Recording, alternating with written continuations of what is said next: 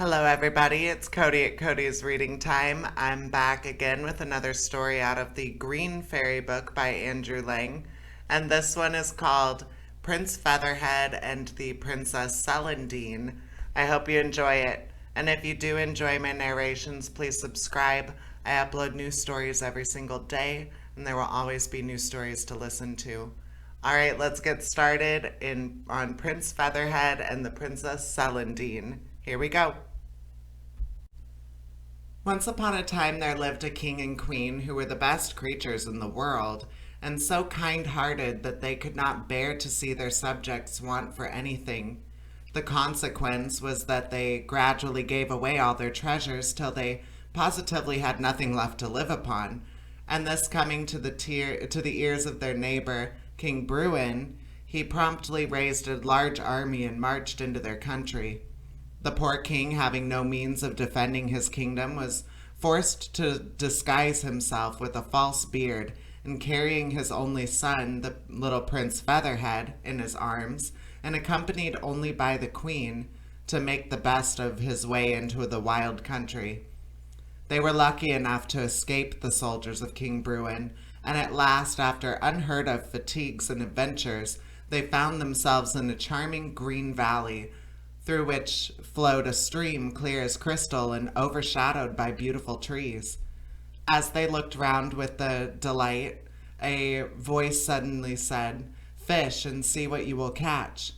Now the king always had loved fishing and never went anywhere without a fish hook or two in his pocket, so he drew one out hastily, and the queen lent him her girdle to fasten it to, and it had hardly touched the water before it caught a big fish, which made them an excellent meal. And not before they needed it, for they had found nothing until then but a few wild berries and roots. They thought that for the present they could not do better than stay in this delightful place, and the king set to work and soon built a bower of branches to shelter them. And when it was finished, the queen was so charmed with it that she declared nothing was lacking to complete her happiness but a flock of sheep, which she and the little prince might tend while the king fished. They soon found that the fish were not only abundant and easily caught, but also very beautiful, with glittering scales of every imaginable hue, and before long the king discovered that he could teach them to talk and whistle better than a parrot. Then he determined to carry some of them to the nearest town and try to sell them, and as no one had ever before seen anything like them, the people flocked about him eagerly and bought all that he had, so that presently not a house in the city was considered complete without a crystal bowl full of fish, and the king's customers were very particular about having them to match the rest of the furniture, and gave him a vast amount of trouble in choosing them. However, the money he obtained in this way enabled to buy the queen her flock of sheep, as well as many of the other things which go to make a life pleasant, and so they never once regretted their lost kingdom. Now it happened that the fairy of the beech woods lived in the lovely valley to which chance had led the poor fugitives, and it was she who had, in pity for their forlorn condition, sent the king such good luck to his fishing, and generally taken them under her protection. This was all the more she was inclined to do, as she loved children, and little Prince Featherhead, who never cried and never grew prettier day by day, quite won her heart. She made the acquaintance of the king and the queen without at first letting them know that she was a fairy, and they soon took a great fancy to her and even trusted her with the precious prince, whom she carried off to her palace, where she regaled him with cakes and tarts and every other good thing. This was the way she chose of making him fond of her, but afterwards, as he grew older, she spared no pains in educating and training him as a prince should be trained. But unfortunately, in spite of all her care, he grew so vain and frivolous that he quitted his peaceful country life in disgust, and rushed eagerly after all the foolish gaieties of the neighboring town, where his handsome face and charming manners speedily made him popular. The king and queen deeply regretted this alteration in their son, but did not know how to mend matters, since the good old fairy had made him so self-willed. Just at this time, the fairy of the beech woods received a visit from an old friend of hers called Celandine, who rushed into her house so breathless with rage that she could hardly speak. "Dear, dear, what is the matter?" said the fairy of the beech woods soothingly. "The matter?" cried Celandine. "You shall soon hear all about it. You know that not content with endowing Celandine, Princess of the Summer Islands, with everything she could desire to make her charming, I actually took the trouble to bring her up myself. And now what does she do but come to me with more coaxings and caresses than usual to beg a favor? And what do you suppose this favor turns out to be, when I have been cajoled into promising to grant it? Nothing more nor less than a request that I will take back all my gifts, since, says my young maiden, if I have the good fortune to please you, how am I to know that it is really I myself? And that's how it will be all my life long whenever I meet anybody.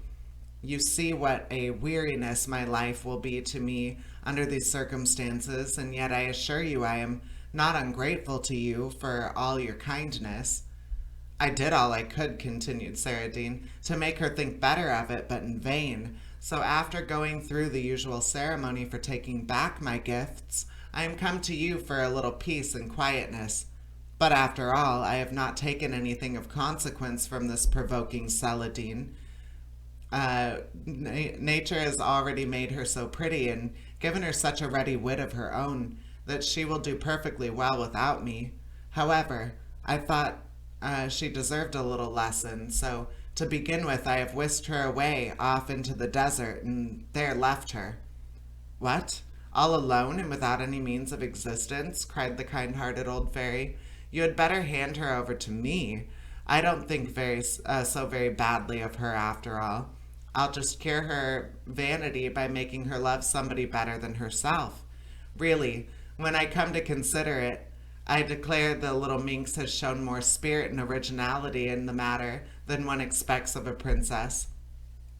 Celandine willingly consented to this arrangement, and the old fairy's first care was to smooth away all the difficulties which surrounded the princess, and lead her by the mossy path overhung with trees to the bower of the king and queen, who still pursued their peaceful life in the valley.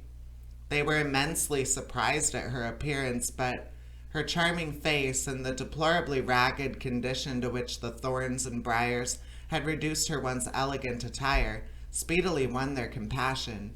They recognized her as a companion in misfortune, and the queen welcomed her heartily and begged her to share their simplest repast. Celandine gracefully accepted their hospitality and soon told them what had happened to her. The king was charmed with her spirit, while the queen thought she had indeed been daring thus to go against the fairy's wishes. "Since it has ended in my meeting you," said the princess, "I cannot regret the step I have taken, and if you will let me stay with you, I shall be perfectly happy." The king and queen were only too delighted to have this charming princess to supply the place of Prince Featherhead, whom they saw but seldom, since the fairy had provided him with a palace in the neighboring town, where he lived in the greatest luxury and did nothing but amuse himself from morning to night. So Celandine stayed and helped the queen to keep house, and very soon loved her dearly. And when the fairy of the beech woods came to them, they presented the princess to her and told her a story, thinking that the fairy knew nothing more about Celandine than they did. The old fairy was equally delighted with her and often invited her to visit her leafy palace, which was the most enchanting place that could be imagined and full of treasures. Often she would say to the princess when showing her some wonderful thing, "This will do for a wedding gift some day," and Celandine could not help thinking that it was to her that the fairy meant to give the 2 blue wax torches which burned without ever getting smaller, or the diamond from which more diamonds were continually growing, or the boat that sailed under the sea, or whatever beautiful or wonderful thing they might happen to be looking at the time. It is true that she never said so positively, but She certainly allowed the princess to believe it because she thought a little disappointment would be good for her. But the person she really relied upon for curing Celandine of her vanity was Prince Featherhead. The old fairy was not at all pleased with the way he had been going on for some time, but her heart was so soft towards him that she was unwilling to take him away from the pleasures that he loved, except by offering him something better, which is not the most effectual mode of correction, though it is without a doubt the most agreeable. However, she did not even hint to the princess that Featherhead was anything but absolutely perfect, and talked of him so much that when at last she announced he was coming to visit her, Celandine made up her mind that this delightful prince would be certain to fall in love with her at once, and was quite pleased at the idea. The old fairy thought so too, but as this was not at all what she wished, she took care to throw such an enchantment over the princess that she appeared to Featherhead quite ugly and awkward, though to everyone else she looked just as usual. So when he arrived at the Leafy Palace, more handsome and fascinating even than ever she had been led to expect, he hardly so much as glanced at the princess, but bestowed all his attention upon the old fairy, to whom he seemed to have 100 things to say. The princess was immensely astonished at his indifference, and put on a cold and offended air, which, however, he did not seem to observe. Then, at a last resource, she exerted all her wit and gaiety to amuse him, but with no better success, for he was of an age to be more attracted by beauty than by anything else, and though he responded politely enough, it was evident that his thoughts were elsewhere. Celandine was deeply mortified, since for her part the prince pleased her very well, and for the first time she bitterly regretted the fairy gifts that she had been anxious to get rid of. Prince Featherhead was almost equally puzzled, for he had heard nothing from the king and queen but the praises of this charming princess, and the fact that they had spoken of her as so very beautiful only confirmed his opinion that people who live in the country have no taste. He talked of them to them of his charming acquaintances in the town, of beauties he had admired, did admire, or thought he was going to admire, until Celandine, who heard it all, was ready to cry with vexation. The fairy, too, was quite shocked at his conceit, and hit upon a plan for curing him of it. She sent to him by an unknown messenger a portrait of Princess Celandine, as she really was, with this inscription: "All this beauty and sweetness, with a loving heart and a great kingdom, might have been yours but for your well-known fickleness." This message made a great impression upon the prince, but not so much as the portrait. He positively could not tear his eyes away from it, and exclaimed louder than ever that he had never seen anything so lovely and so graceful. Then he began to think that it was too absurd that he, the fascinating Featherhead, should fall in love with a portrait, and to drive away the recollections of its haunting eyes, he rushed back to the town. But somehow everything seemed changed. The beauties no longer pleased him, their witty speeches ceased to amuse, and instead, for their parts, they found the prince far less amiable than of yore, and were not sorry when he declared that, after all, a country life suited him better, and went back to the Leafy Palace. Meanwhile, the Princess Celandine had been finding the time pass but slowly with the king and queen, and was only too pleased when Featherhead reappeared.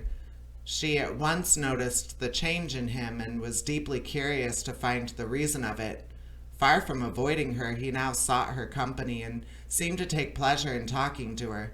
And yet the princess did not for a moment flatter herself with the idea that he was in love with her, though it did not take her long to decide that he certainly loved someone. But one day the princess, wandering sadly by the river, spied Prince Featherhead, fast asleep in the shade of a tree, and stole nearer to enjoy the delight of gazing at his dear face unobserved. Judge of her astonishment when she saw that he was holding in his hand a portrait of herself. In vain did she puzzle over the apparent contradictoriness of his behavior. Why did he cherish her portrait while he was so fatally indifferent to herself. At last, she found an opportunity of asking him the name of the princess whose picture he had carried about with him always. "Alas, how can I tell you?" replied he. "Why should you not?" said the princess timidly. "Surely there is nothing to prevent you." "Nothing to prevent me," repeated he. "When my utmost efforts have failed to discover the lovely original, should I be so sad if I could but find her? But I do not even know her name." More surprised than ever, the princess asked to be allowed to see the portrait, and after examining it for a few minutes, returned it, remarking shyly that at least the original had every cause to be satisfied with it. "That means that you consider it flattered," said the prince severely. "Really, Celandine, I thought better of you and should have expected you to be above such contemptible jealousy, but all women are alike." "Indeed, I only meant that it was a good likeness," said the princess meekly. "Then you know the original," cried the prince, throwing himself on his knees beside her. "Pray, tell me at once who it is, and don't keep me in suspense." "Oh, don't you see that it is meant for me?" cried Celandine. The prince sprang to his feet, hardly able to refrain from telling her that she must be blinded by vanity to suppose she resembled the lovely portrait, even in the slightest degree, and after gazing at her for an instant with icy surprise, turned and left her without another word, and in a few hours quitted the Leafy Palace altogether. Now the princess was indeed unhappy, and could no longer bear to stay in a place where she had been so cruelly disdained. So without even bidding farewell to the king and queen, she left the valley behind her, and wandered sadly away, not caring whither. After walking until she was weary, she saw before her a tiny house, and turned her slow steps toward it. The nearer she approached, the more miserable it appeared, and at length she saw a little old woman sitting upon the doorstep, who said grimly, "Here comes one of these fine beggars who are too idle to do anything but run about the country."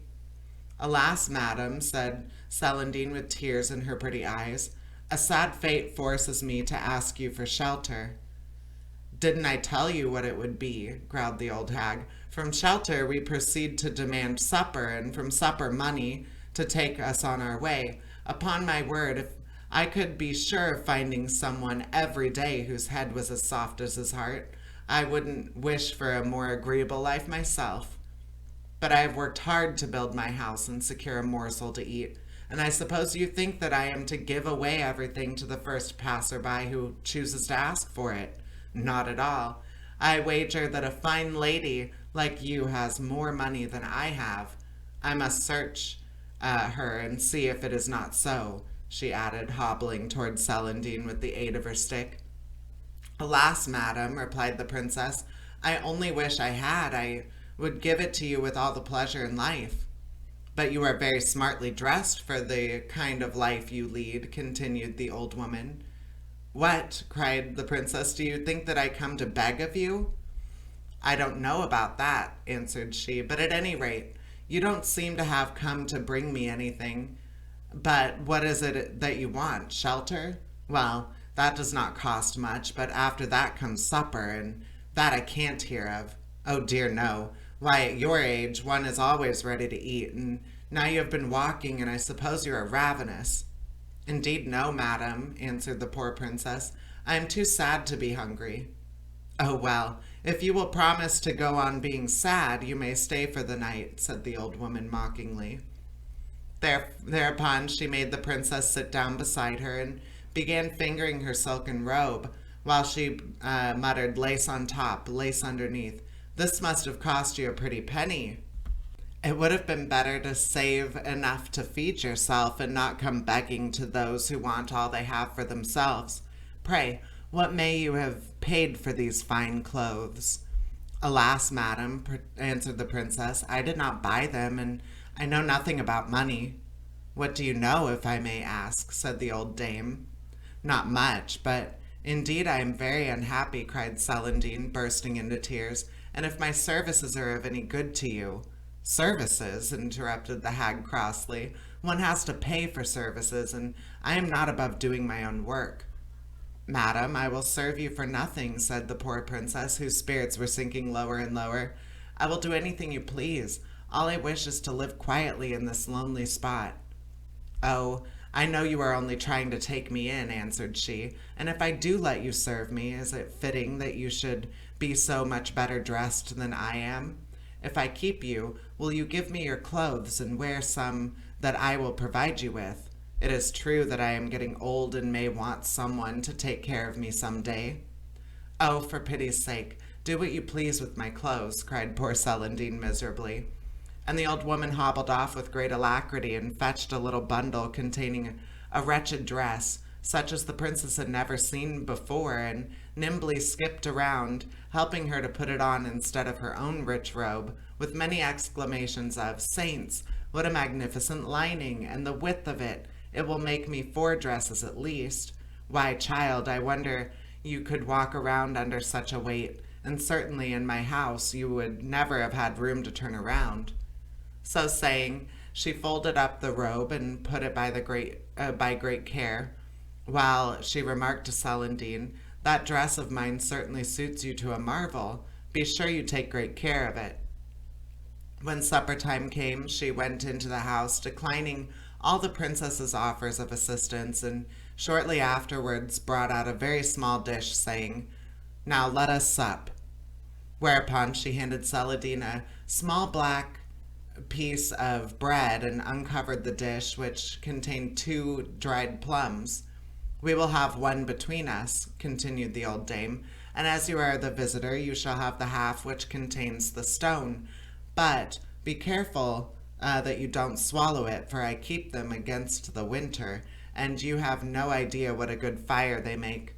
Now you take my advice, which won't cost you anything, and remember that it is always more economical to buy fruit with stones on this account." Celandine, absorbed in her own sad thoughts, did not even hear this prudent counsel, and quite forgot to eat her share of the plum, which delighted the old woman, who put it by carefully for her breakfast, saying, "I'm very much pleased with you, and if you go on as you have begun, we shall do very well, and I can teach you many useful things which people don't generally know. For instance, look at my house. It is built entirely of the seeds of all the pears I have eaten in my life. Now most people throw them away, and that only shows what a number of things are wasted for want of a little patience and ingenuity." But Celandine did not find it possible to be interested in this and similar pieces of advice, and the old woman soon sent her to bed for fear the night air might give her an appetite. She passed a sleepless night, but in the morning the old dame remarked, "I heard how well you slept. After such a night you cannot want any breakfast, so while I do my household tasks, you had better stay in bed, since the more one sleeps, the less one needs to eat. And as it is market day, I will go to town and buy a pennyworth of bread for the week's eating."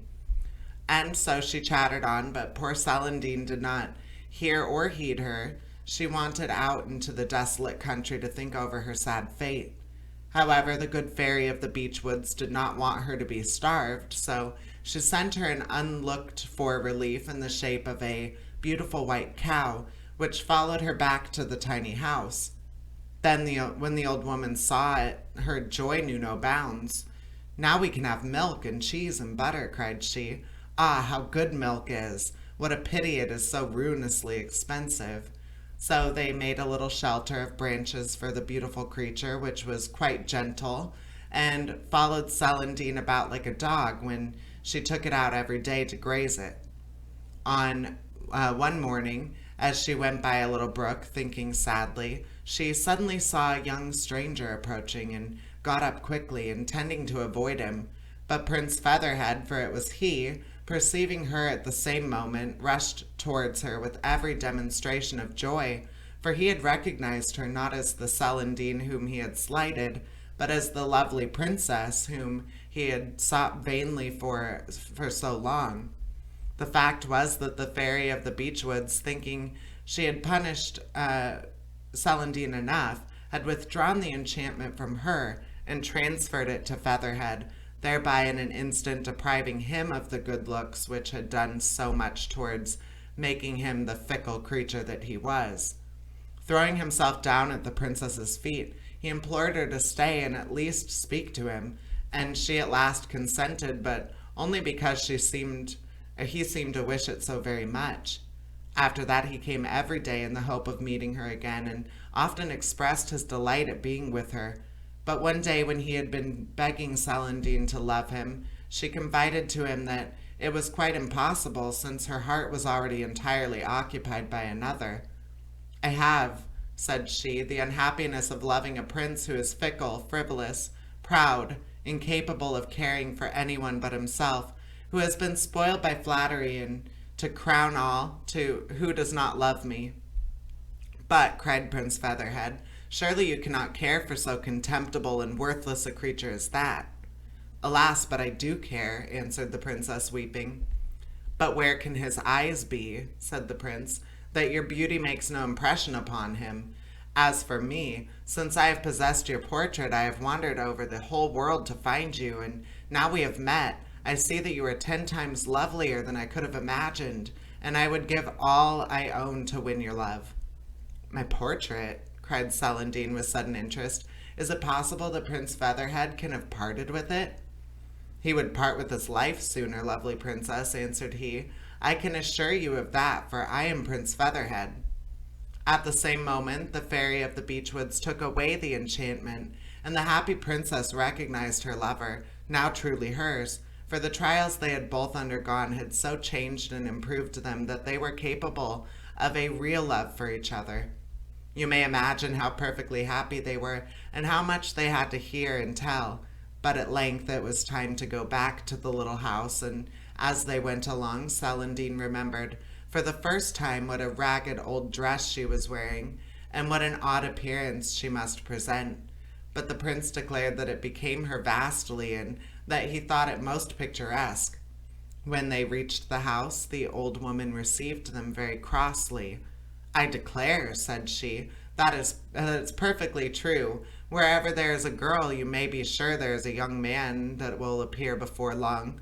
But don't imagine that I'm going to have you here, not a bit of it. Be off with you, my fine fellow."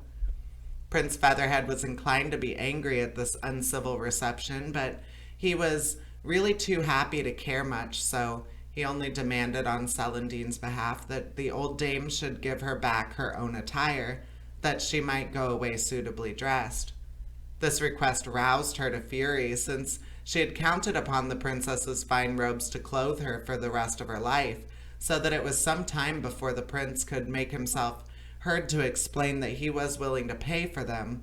The sight of a handful of gold pieces somewhat mollified her, however, and after making them both promise faithfully that on no consideration would they ask for the gold back again, she took the princess into the house and grudgingly doled out her just enough of her attire to make her presentable, while the rest she pretended to have lost. After this, they found that they were very hungry, for one cannot live on love any more than one on air, and the old woman's lamentations were louder than before. "What?" she cried. "Feed people who were as happy as all that? Why, it was simply ruinous." But the prince began to look angry. She, with many sighs and mutterings, brought out a morsel of bread and a bowl of milk and 6 plums, with which the lovers were well content. For as long as they could look at one another, they really did not know what they were eating. It seemed as if they would go on forever with their reminiscences, the prince telling her how he had wandered all over the world from beauty to beauty, always to be disappointed when he found that no one resembled the portrait. The princess, wondering how it was that he could have been so long with her and yet never have recognized her, and over again pardoning him for his cold and haughty behavior toward her. "For," she said, "you see, Featherhead, I love you, and love makes everything right, but we cannot stay here," she added. "What are we to do?" The prince thought they had better find their way to the fairy of the beechwoods and put themselves once more under her protection, and they had hardly agreed upon this course when 2 little chariots wreathed with jasmine and honeysuckle suddenly appeared, and stepping into them, they were whirled away to the leafy palace. Just before they lost sight of the little house, they heard loud cries and lamentations from the miserly old dame, and looking around, perceived that the beautiful cow was vanishing in spite of her frantic efforts to hold it. And they afterwards heard that she spent the rest of her life in trying to put the handful of gold the prince had thrown her into her money bag, for the fairy, as a punishment for her avarice, caused it to slip out again as fast as she dropped it in. The fairy of the Beechwoods ran to welcome the prince and princess with open arms, only too delighted to find them so much improved that she could, with a clear conscience, begin to spoil them again. Very soon the Princess Celandine also arrived, bringing the king and queen with her. Princess Celandine implored her pardon, which she graciously gave. Indeed, the princess was so charming that she could refuse her nothing. She also restored her to the Summer Islands and promised her protection in all things. The fairy of the Beechwoods then informed the king and queen that their subjects had chased King Bruin from the throne and were waiting to welcome them back again, but they at once abdicated in favor of Prince Featherhead, declaring that nothing could induce them to forsake their peaceful life, and the fairies undertook to see the prince and princess established in their beautiful kingdoms. Their marriage took place the next day, and they lived happily ever afterwards, for Celandine was never vain, and Featherhead was never fickle anymore. And that is the end of that story. I hope you enjoyed it, and please subscribe. I upload new stories every single day. There will always be new stories to listen to. All right, take care, everybody. Bye-bye.